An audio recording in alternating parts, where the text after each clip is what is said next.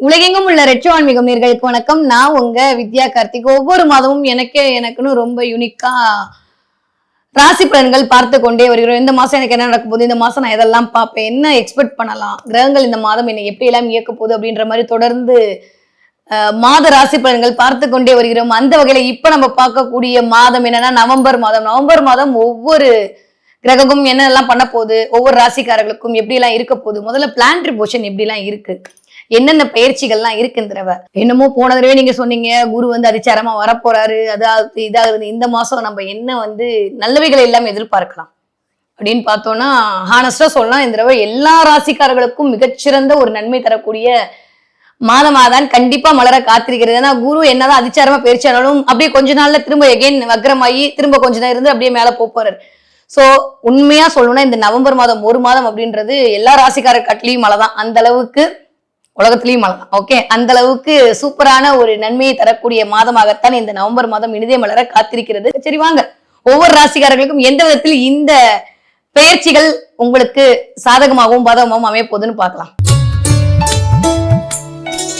ஆரம்பிக்கும் போது 1ஆம் தேதி நவம்பர் மாசம் அஸ்யூஷுவல் சுக்கிரன் 6ஆம் இடத்தில் கொஞ்சம் வலு குறைந்து நீச்சமாக இருக்கிறார். ஒரே ஒரு நாளைக்கு தான், அப்படியே ஒரு நாள் 2 நாள் தாண்டி அப்பாடி உழுங்கரா சாமி அப்படின்ற மாதிரி தன்னுடைய சொந்த வீட்டில் துளாராசியில போய் சுக்கிரன் ஆட்சி பலம் பொருந்தி தன்னுடைய ஆளுமையை செலுத்த போகிறார். சூப்பரா இருக்க போகுது. ஓகே, சனி வக்ரம் அப்படியேதான் இருக்கு அந்த இடத்துல. அதுவும் எஸ்பெஷலி இந்த கொஞ்சம் 27 தேதிக்கு அப்புறம் வக்ரமா இருந்த சனியும் வக்ர நிவர்த்தி அடைய போகிறார். இது ஒரு பெரிய மாற்றத்தை கண்டிப்பா ஏற்படுத்தி கொடுக்கும். ஓகே, அதுக்கப்புறம் மிதுனத்துல இருந்த குரு அப்படியே அதிச்சாரமாக கொஞ்சம் ஸ்பீடா இறங்கி கடகத்தில் உச்சமாகி இருக்கிறார். உச்ச குருவாக இந்த அருள் பாவித்துக் கொண்டிருக்கிறார். சூப்பரா இருக்கு. இது வரைக்கும் அப்படியே துலாம் வீட்டுல சஞ்சரிச்சிட்டு இருந்த புதன் அப்படியே அங்க போயிட்டாரு. ஆனாலும் வக்ரகதியில் எகைன் திரும்ப துலாம் வீட்டுக்குள்ளே வரப்போறார். இது வரைக்கும் செவ்வாய் புதன் இங்க ஒரு காம்பினேஷன், திரும்ப விருச்சகத்துல செவ்வாய் புதன் காம்பினேஷன், திரும்ப எகைன் வக்ரமாயி சூரியனோடு சேர்ந்து அமையக்கூடிய ஒரு தன்மையும் இருக்கு.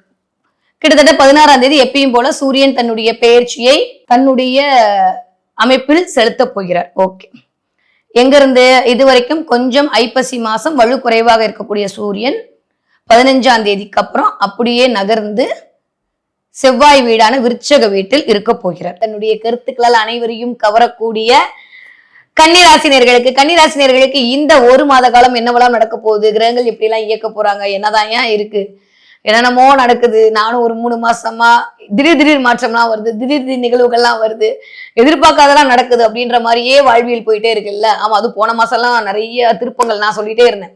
ஆனா இந்த தடவை ஃபென்டாஸ்டிக்கான டைம் பீரியட் கன்னிராசிக்காரர்களுக்கு இனிதே மலர காத்திருக்கிறது. என்ன விஷயம்னா 11ஆம் இடத்துல குரு அமர்ந்திருக்கிறார். வேற என்ன வேணும்? லாபத்தை தரக்கூடிய குரு.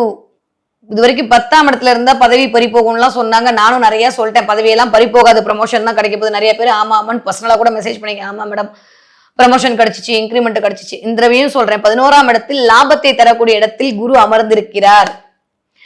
பல வருஷத்துக்கு அப்புறம், பல மாசம்லாம் சொல்ல முடியாது, பல வருஷத்துக்கு அப்புறமா கன்னிராசிக்காரர்களுக்கான ஒரு அங்கீகாரமும் ஒரு அடையாளமும் இனிதே மலர காத்திருக்கிறது இந்த நவம்பர் மாதம். பார்ட்னர்ஷிப் மூலமான ஒரு தொழில் விரிவாக்கம் என்பது நிகழ காத்திருக்கிறது. ரொம்ப ரொம்ப நல்லா இருக்கு. நிறைய பேருக்கு புதிய வாய்ப்புகள் உருவாக போகுது. நிறைய பணம் இருந்த அந்த முடக்க நிலையெல்லாம் மாறி மணி ஃப்ளோ அதிகரிக்க போகுது. அட நீங்க வேற காமெடி பண்ணாதீங்களா, கமெண்ட் போடாதீங்க, நிஜமாவே அதிகரிக்க போகுது, நம்புங்க. 2ஆம் இடத்துக்கு குரு பார்வை, வேற என்ன வேணும்? 3ஆம் இடத்துக்கு குரு பார்வை, வேற என்ன வேணும்? 2ஆம் வீட்டு அதிபதி 2ஆம் இடத்துல, 3ஆம் இடத்துக்கு குரு பார்வை.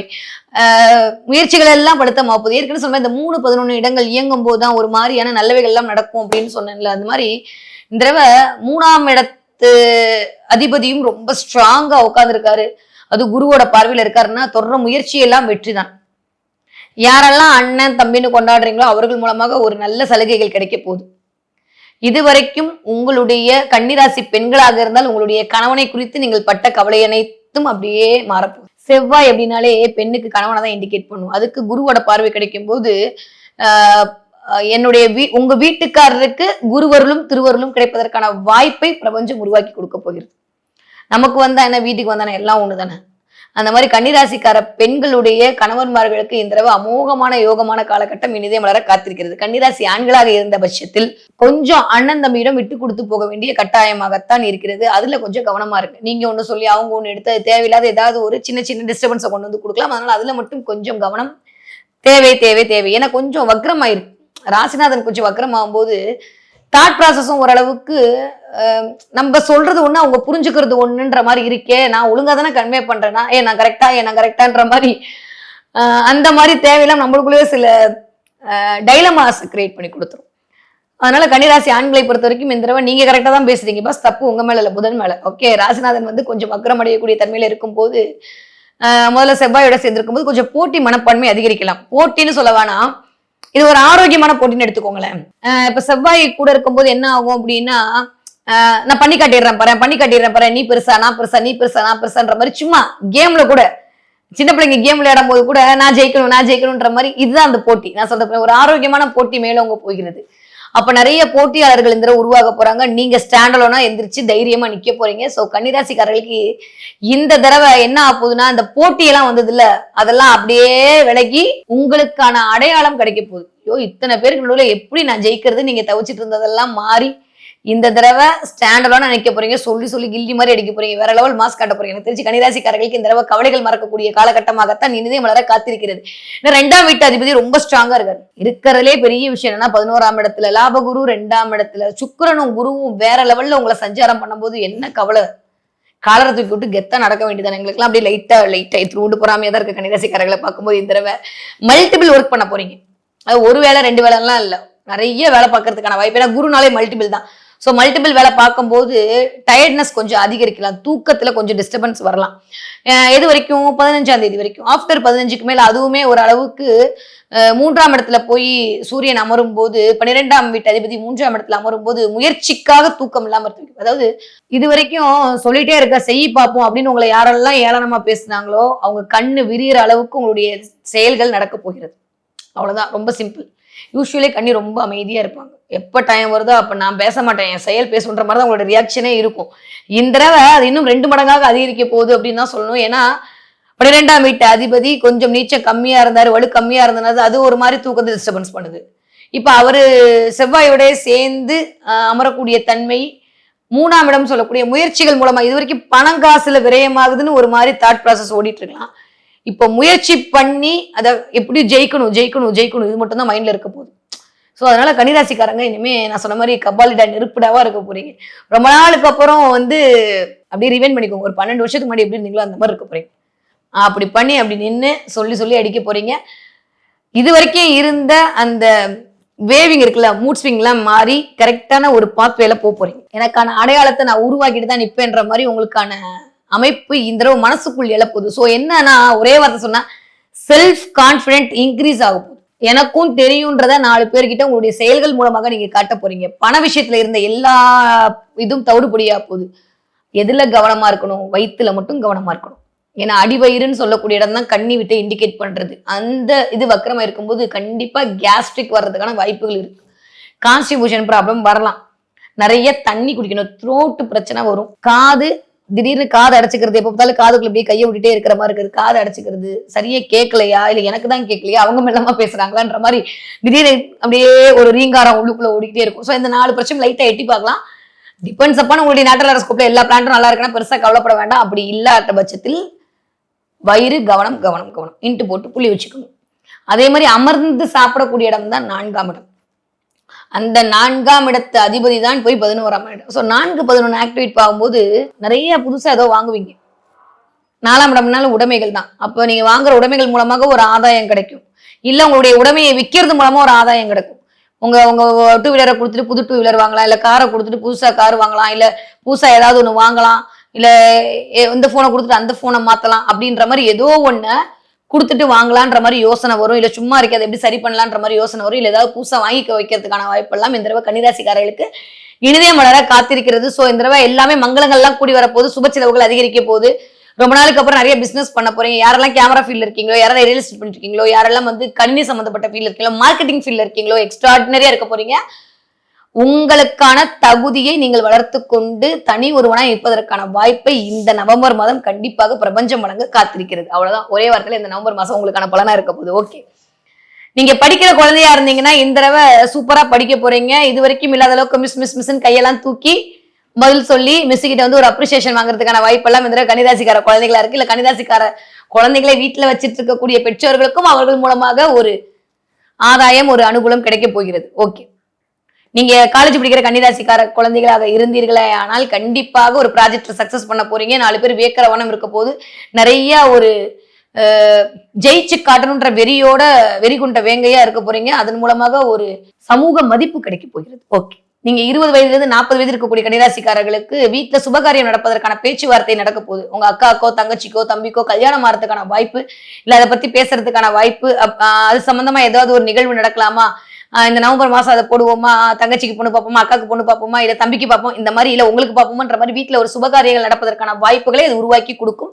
அதற்கான பேச்சுவார்த்தைகள் நடக்கலாம். ஓகே, இல்ல பெண் குழந்தைகள் குறித்த ஒரு பெருமிதம் வருவதற்கான வாய்ப்பும் இருக்கு.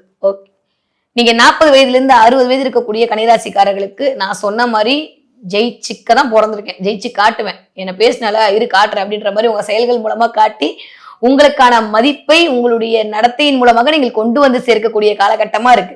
நிறைய பார்ட்னர்ஷிப் மூலமா நன்மை வரப்போ சூப்பரா இருக்குங்க. 11ஆம் இடத்துல குரு இருக்கும்போது வேற என்ன வேணும், லாபகுரு லாபத்தை அள்ளி கொடுக்க போறாரு.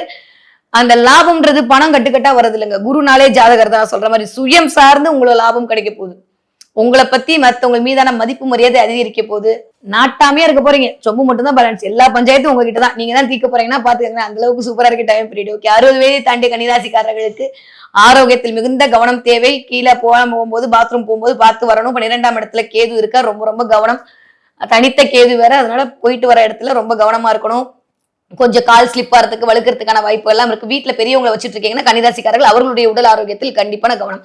மாமனார் இருக்காங்க, மாமியார் இருக்காங்க, அம்மா இருக்காங்க, அப்பா இருக்காங்க, கொஞ்சம் வயது முதிர்ந்தவர்களா வயதானவர்கள், ஏன்னா வயதானவர்கள் எல்லாம் சனிதான் இண்டிகேட் பண்ணுவாரு. அப்படின்ற போது கொஞ்சம் வயது முதிர்ந்த 27ஆம் தேதி வரைக்கும் வக்கரமா இருக்காரு. அதுக்கப்புறம் குருவோட பார்வையில் வரும்போது பெரிய பிரச்சனை இல்லை.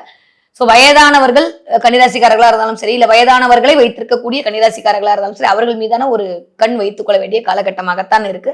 ஆரோக்கியத்தில் கவனம் தேவை. பின்னாடி பேக் பெயினும் இந்த ஷோல்டர் பெயினும் வர்றதுக்கான வாய்ப்பு இருக்கு. இதெல்லாம் புதனுடைய அமைப்பு தான், கொஞ்சம் பாத்துக்கணும். ஓகே, சோ இந்த தடவை கன்னிராசிக்காரங்க என்ன பாப்பீங்க அப்படின்னா, கொஞ்சம் வித்தியாசமா ரொம்ப ராயலான பேலஸ், ராயலான பெட்டு, ராயலான கட்டிலு. ஏன்னா இதெல்லாம் இண்டிகேட் பண்றவரே மிஸ்டர் சுக்ரன் தான். சரியா, அவர் வேற ஸ்ட்ராங்கா ஆட்சி படம் வாங்கி உட்கார்ந்து இருக்காருன்ற போது நல்ல பெரிய பங்களா, பெரிய வீடு, கன்ஸ்ட்ரக்ஷன் வீடு கட்டுறதுக்கு மாதிரியான ஒரு அமைப்பு, இல்ல கட்டிட்டு இருக்கிற வீட்டை போகும்போது இது வரைக்கும் கண்ணில் படாம போகும்போது புதுசா ஒரு வீடுக்கு பாக்குறது, நல்ல ஒரு ராயல் சோஃபா பாக்குறது, ராயலான இடத்துக்கு போறது அப்படின்ற மாதிரி இந்த தடவை கொஞ்சம் நீங்க அப்படியே ப்ரைடா இருக்க போறீங்க. பெருமைகள்லாம் உங்களை தேடி வருவதற்கான வாய்ப்புகள் இருக்கு. நீங்க யூடியூப்ல பாப்பீங்களோ, நேரில் பாப்பீங்களோ, வெளில பாப்பீங்களோ எனக்கு தெரியாது. இந்த தடவை கொஞ்சம் கட்டிட்டு இருக்கக்கூடிய கன்ஸ்ட்ரக்ஷன் பாப்பீங்க, இல்ல புதுசா கட்டிட்டு இருக்கக்கூடிய ஒரு பங்களா, ஒரு வீடு கொஞ்சம் பெருசு, கொஞ்சம் பார்க்கவே கொஞ்சம் அட்ராக்டிவா இருக்கிற மாதிரியான இடத்துக்கு போறது, திடீர்னு போனா அந்த இடத்துல அது கண்ணில் படுறது, வித்தியாசமான பெட், வித்தியாசமான சோஃபா, கொஞ்சம் ஒரு மாதிரி ராயலா, இதெல்லாம் நீங்க ராயலா நீங்க நினைக்கிறீங்களோ அந்த மாதிரி. அதே மாதிரி சில கார்கள், பெரிய பெரிய கார்கள், ராயலா இருக்கக்கூடிய விஷயங்கள், இது எல்லாமே உங்க கண்ணில் படும். இதெல்லாமே சுக்கிரன் இண்டிகேட் பண்ணக்கூடிய விஷயம். இதெல்லாம் இந்த தடவை கண்ணில் பட்டதுன்னா உங்க வாழ்க்கையும் இந்த அளவுக்கு மகிழ்வாக ராயலா மாறப்போகுது அப்படின்றத பிரபஞ்சம் இந்த சமிக்கைகள் மூலமாகத்தான் உங்களுக்கு உணர்த்த காத்திருக்கிறது. ரொம்ப நாளுக்கு அப்புறம் கன்னிராசிக்காரர்களுக்கு கவலைகள்லாம் மறக்கக்கூடிய, காரிய வெற்றி கிடைக்கக்கூடிய, வெற்றி மேல் வெற்றி கிடைக்கக்கூடிய மாதமாகத்தான் இந்த நவம்பர் மாதம் இனிதே மலர காத்திருக்கிறது. சூப்பரா இருக்கு. 11ஆம் இடத்துல லாபகுரு நிறைய லாபங்களை கொடுக்க போறார். நேரத்தை சரியா முறையா பயன்படுத்திக்கிட்டீங்கன்னா நீங்க தான் பெஸ்டா. இல்லன்னு வச்சுக்கோங்களேன், இதே மாதிரி கமெண்ட் அடிச்சுட்டே உட்காந்துருக்க வேண்டியதான், வேற வேலை கிடையாது. அதனால நம்மளுக்கு டைம் இல்ல பாஸ், நம்ம ஓடணும். ஓகே, உங்களுக்கான ஜெயிப்பதற்கான வாய்ப்புகளுக்கான வாசல் படி திறந்து விட்டது. நீங்க ஓடுவீங்களோ, நடப்பீங்களோ, இல்ல பறப்பீங்களோ, உங்களோட சௌரியம், உங்களுடைய நேட்டரல் ஹாரோஸ்கோப் படி அது நடக்க போகுது. ஆனா எனக்கு தெரிஞ்சு எல்லாரும் பறப்பதற்கான வாய்ப்புகளை மீனாட்சி நிறைய அருளட்டும். சூப்பரா இருக்கு கன்னிராசிக்காரர்களுக்கு. ஓகே, இந்த தடவை என்ன தெய்வத்தை வழிபாடு செய்யலாம்? நான் தான் சொல்லிட்டேன், மீனாட்சியை பிடிச்சுக்கோங்க. மதுரை மீனாட்சி அம்மன் வழிபாடு உங்களுக்கு மிகப்பெரிய ஏற்றத்தையும் மாற்றத்தையும் கண்டிப்பாக கொடுக்க காத்திருக்கிறது. ஏன்னா புதன் நாளே மீனாட்சி தான். அப்ப புதன் வக்ரம் ஆகும்போது நம்ம பேச்சால கொஞ்சம் சில சமயம் 2 விஷயமா நடக்கலாம். ஒண்ணு, ஏன் எனக்கு இப்படி நடக்குதுன்ற மாதிரியான ஒரு தாட் ப்ராசஸ்க்குள்ள போயிடலாம், இல்ல எல்லாம் எனக்கு தான் தெரியுன்ற மாதிரி தாட் வெளியில வரலாம். இது ரெண்டுமே இந்த தடவை 15 நாள் இப்படி 15 நாள் அப்படின்ற மாதிரி நடக்கும். அப்ப அந்த நேரத்துல சொல்லால் சில தேவையில்லாத குளறுபடிகள் வராம இருப்பதற்கு மீனாட்சி அம்மன் வழிபாடு உங்களுக்கு மிகப்பெரிய ஏற்றத்தையும் மாற்றத்தையும் தரும்.